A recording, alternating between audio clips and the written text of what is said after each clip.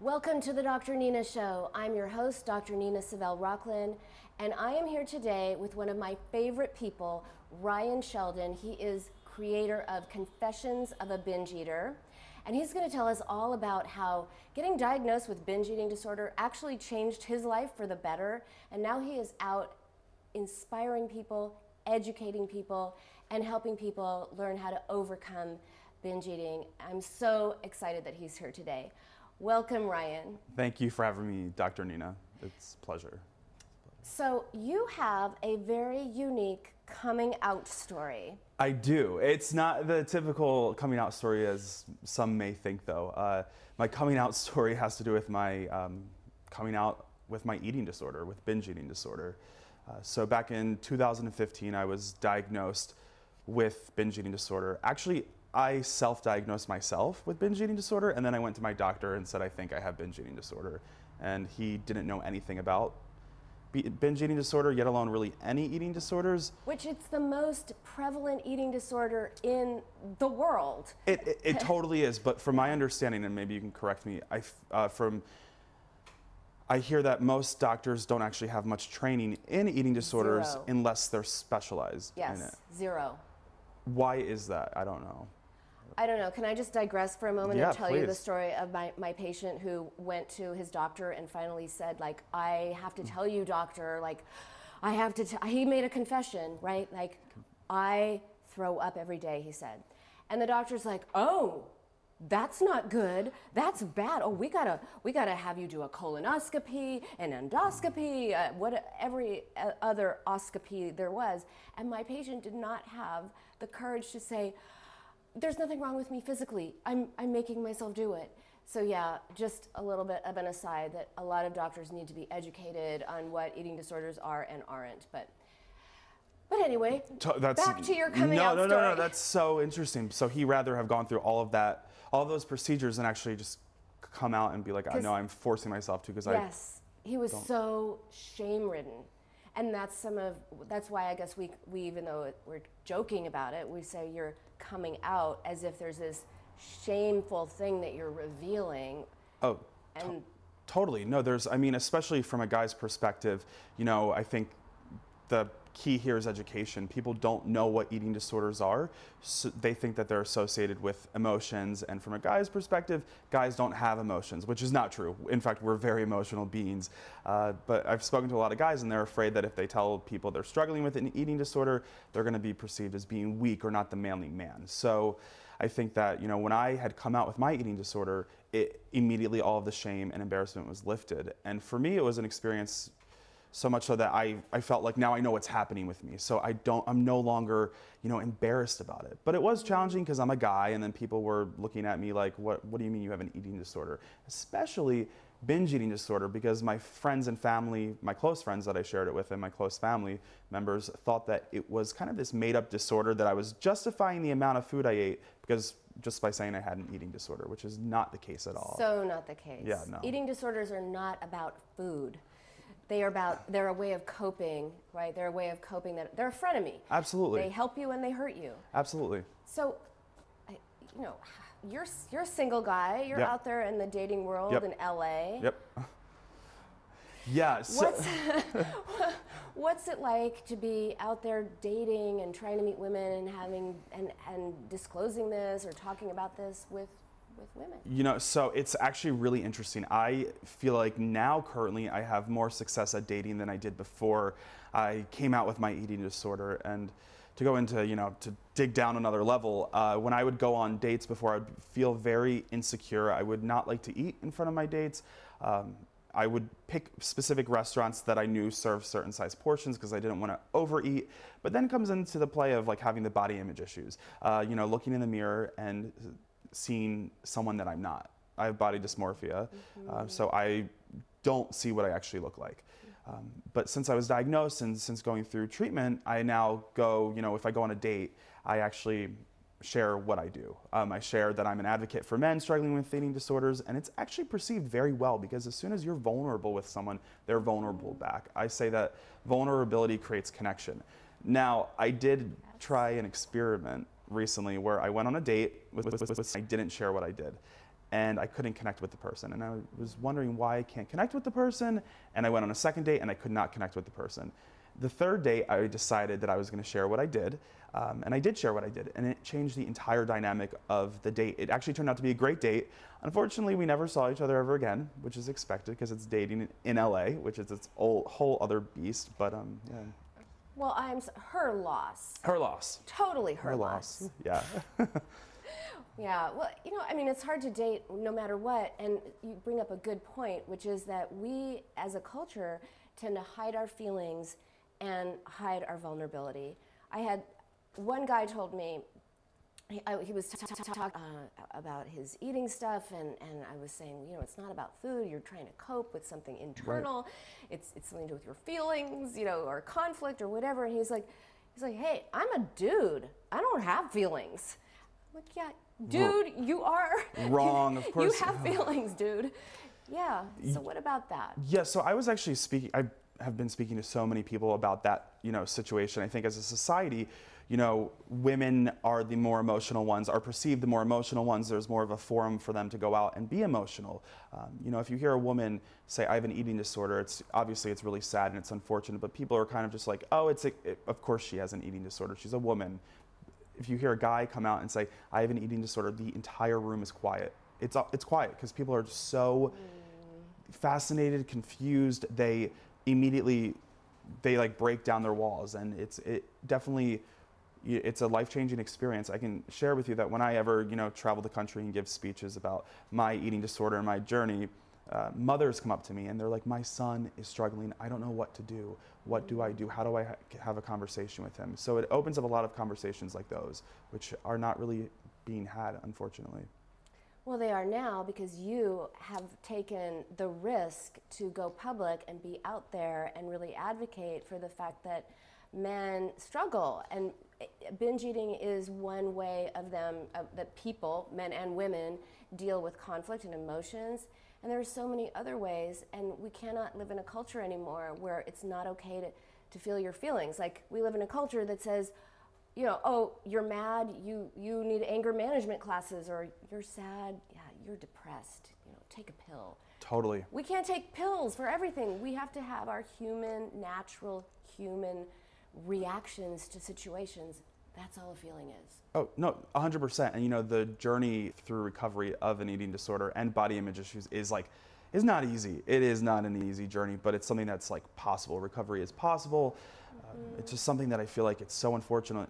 It's a social injustice, really, kind of what's happening with our culture and society as far as, eating disorders and how they affect men, and also body image issues. I mean, magazines really, gosh, it frustrates me so much when you see a guy on a cover of a magazine.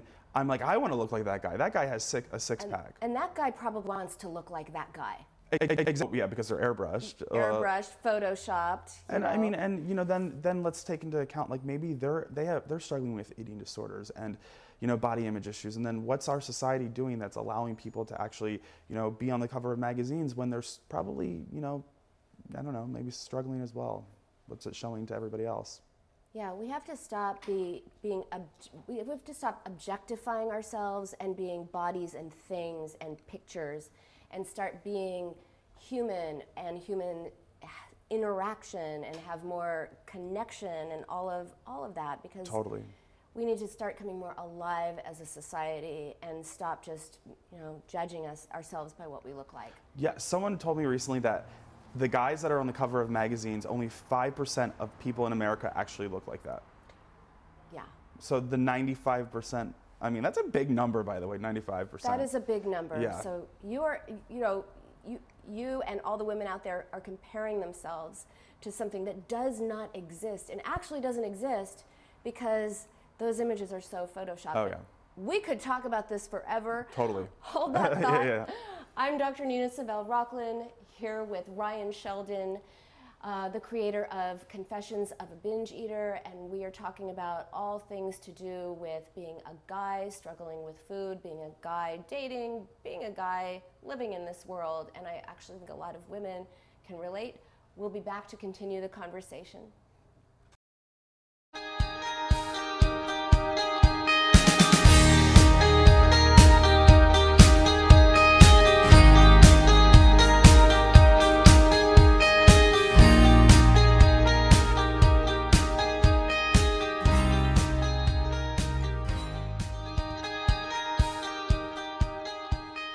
Hi, everyone, and welcome to Odiva TV. And right now we're in the Focus TV studios in Hollywood. Happy Wednesday, Empoweristas. It's Alex Worley. Hey guys, I'm Amy Paffrath. And I'm Justin Walter. And this is What's Good, the show that's dedicated to positive, uplifting stories from all over the world.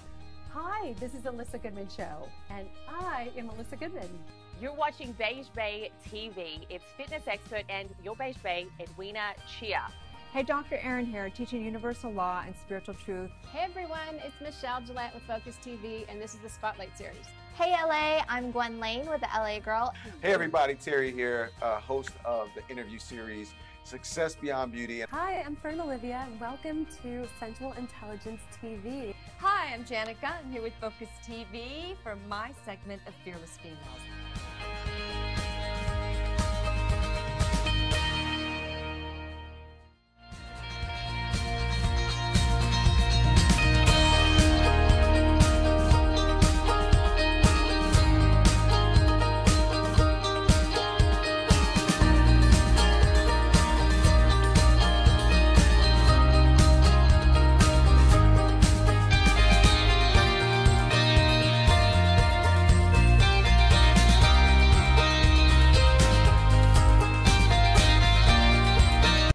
Welcome back to the Dr. Nina Show. I'm your host, Dr. Nina Savell Rockland, and I am having a conversation with Ryan Sheldon, creator of the Confessions of a Binge Eater blog and movement.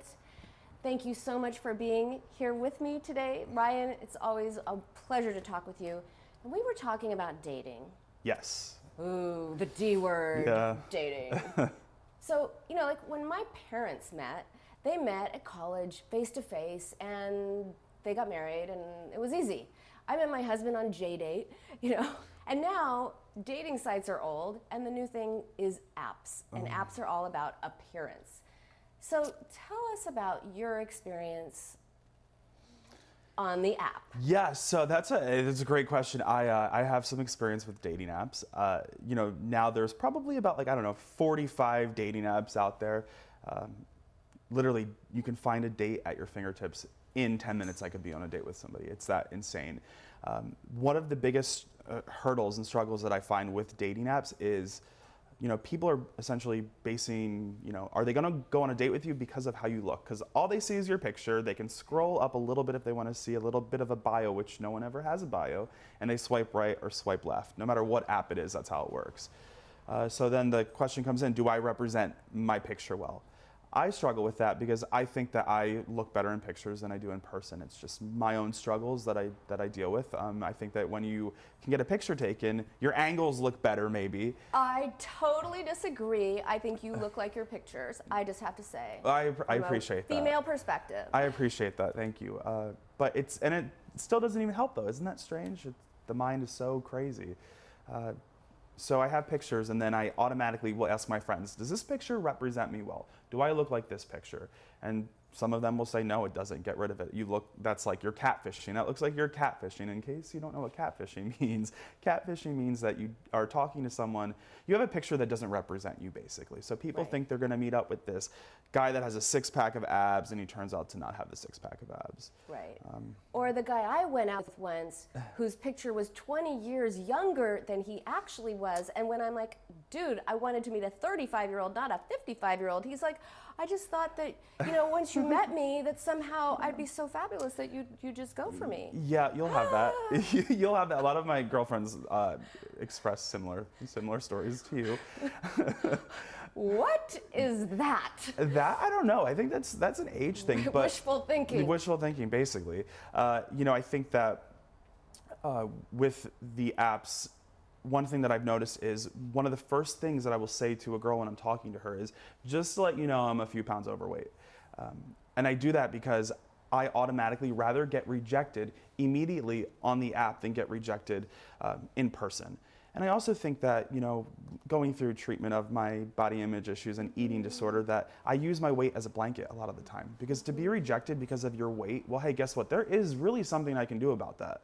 But if I get rejected for who I am as a person, that hurts, and you can't really change who you are. Which is an excellent incentive not to lose weight, because then you can always say, well, it's my weight, that's why they didn't like me. But if you lose weight and then they reject you, it's really you, which is horrifying. Really, it's horrifying. It's hard. It's devastating, and that's why, you know, maybe after a bad date or you get rejected, the girl doesn't want to go out with you again. You go through the drive-through at Taco Bell, and you're like, well, no wonder she doesn't want to go on a date with me. Like, I'm fat and I'm eating Taco Bell.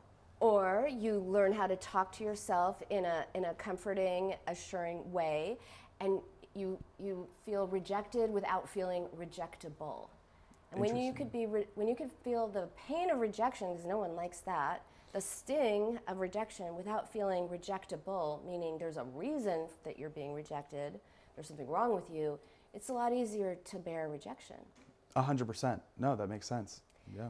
So you are so open with everything that you're doing, and you've created this, well, really, it's more than a blog, it's a movement, it's going to be a book, it's going to be a video series. Yep. Tell us about what you're doing out there to bring this to so many more people. Totally. So really quickly, back in 2015 when I was diagnosed with BED, binge eating disorder, I did research and I realized that there wasn't anything out there from a guy's perspective on what, you know, this eating disorder was. So I decided to create a blog and an Instagram to document my journey of recovery. During that process, things changed. I all of a sudden had a lot of followers and a lot of people that were reaching out to me wanting to be a part of this blog that I created, this little idea that I had. And then it kind of became more of movement where I was getting feedback and people were saying, well, can you do this? Can you do that? How can I help you? So then it started with me, you know, going to different cities and talking about my eating issues and my journey. But what's evolved from it is that not only is it, you know, eating disorders, it's really these body image issues also that are like, you know, peeking their ugly head through. And I want to make it clear that they don't go hand in hand. Just because you have an eating disorder doesn't mean you have to have body image issues. And but you usually do. You usually do. But what about vice versa? Just because you have body image issues doesn't mean you have to have an eating disorder. Yes, that is true. Okay, so that's what I meant. Yeah. But it's something when, you know, a lot of guys are struggling. So I found that most people connect more with videos. They want to see like educational videos. Like they want to hear me talk to them instead of just reading. So, and I hate writing, by the way, because I'm dyslexic and it's a challenge for me. So I'm starting this YouTube channel where people are going to be able to submit ideas. Like, what do they want? They want to know, when you go on vacation, how do you deal with all of the food that's there? Or a big thing that is also brought up is when you're, you know, when there's holidays and celebrations that are surrounding food, how do you deal with that? To be honest, I'm not a doctor. I can't, you know, give any medical advice, but I can share my story. And what I've learned is that one of the most powerful things that I learned is that every single person, I think, and I believe in this planet, has the potential to change someone else's life just by sharing their story with whatever it may be. So that's what I'm doing. I'm trying to share my story in hopes of changing someone's life. Oh, I don't think there's any hope about it. I think you are definitely out there changing lives and, you know, making a difference. And just for guys out there knowing that they're not alone is so powerful and makes a huge difference. And also for women to realize that men struggle too. Men are humans. So women tend to have some ideas. I shouldn't generalize against all women. Many women have these ideas about guys that are just so not the case. And really normalizing that, you know, you have the same struggles, the same feelings. We're just much more alike than we think. And you're also bringing that without even trying to. You're sending that message. Totally. That brings a good point. What I realized is while this is helping men, this is also healing women in a certain perspective because they're actually seeing the reality of what guys struggle with. For an example, one of my really close friends is balding, and he's 28 years old, and he's so embarrassed by this. I mean, it plagues him. He does not leave the house because of this. So he went ahead and got hair plugs. Now, I considered that body image issues because it's on your body. I mean, these are things that we struggle with, and when it's guy on guy, they tell you, they'll open up. If you open up to them, they open up to you because they're finally connecting with a guy because they have had no one to connect with. They're afraid to share their feelings with their girlfriend or their wives or their mothers. So. And their girlfriends and their wives would probably love for them to share their feelings. Let me tell you something. They would love it because if guys share their vulnerabilities with their girlfriends, the girlfriends automatically fall 10 times more in love with them. So if you want to keep your girl, I feel like you should be more vulnerable. Amen to that. Well said. So tell us, where can we find this YouTube series, or tell us where we can find you. Absolutely. So you can find me on, my blog is confessionsofaBingeeater.com. To be completely honest, I haven't blogged on it for a while because I've been traveling and doing a lot of other things. But my Instagram is @BingeEaterConfessions. But what I'm really excited for is I'm relaunching my blog, which is going to be a vlog. It's called MrConfessions.com. It's launching January 1st. And what the idea behind that is we're going to have a bunch of videos, just like bare videos of me sharing my daily struggles. There's going to be videos of roundtable discussions with my friends or with people that I don't really know, just kind of having conversations, couples, and asking each other what their different vulnerabilities are, what they think their different vulnerabilities are. And then there's also going to be the fashion section. So I realized that as a brawn man, it's challenging to find clothes that fit. If I travel and I land and the airline loses my luggage, I cannot just go to Macy's and buy clothes that fit me. I can't. A lot of people can't. My body size is just, the shapes are disproportionate, so I have to go get it tailored. Everything I wear has to be tailored. So I'm doing a fashion section where I actually show guys how and where they can go shop for clothes that fit their body type. That is awesome. Yeah, I'm so excited about that. People are gonna love that. Yeah, so it's, and one of the things about it is that people always said, Ryan, you have to shop at Target if you want to get nice clothes. No, that's not the reality. If I want to go get clothes like somebody else is wearing, nice designer clothes, I can do that as well, or I can go to Target. And I think that it's going to open a spectrum where people can find out where they can do that. And Good for you. You are branching out, and I am so glad that you were able to be here today and share what's been going on. And I just support your endeavors, and what you're doing is so important. Thank you. I appreciate that. Thanks for being here. Thank you for having me. I appreciate it. That's our show for today. I've been talking with Ryan Sheldon of the Confessions of a Binge Eater blog, although starting in January, it will be MrConfessions.com. Check out his site. He is amazing, and he has so many good things to share with guys and the women who love them.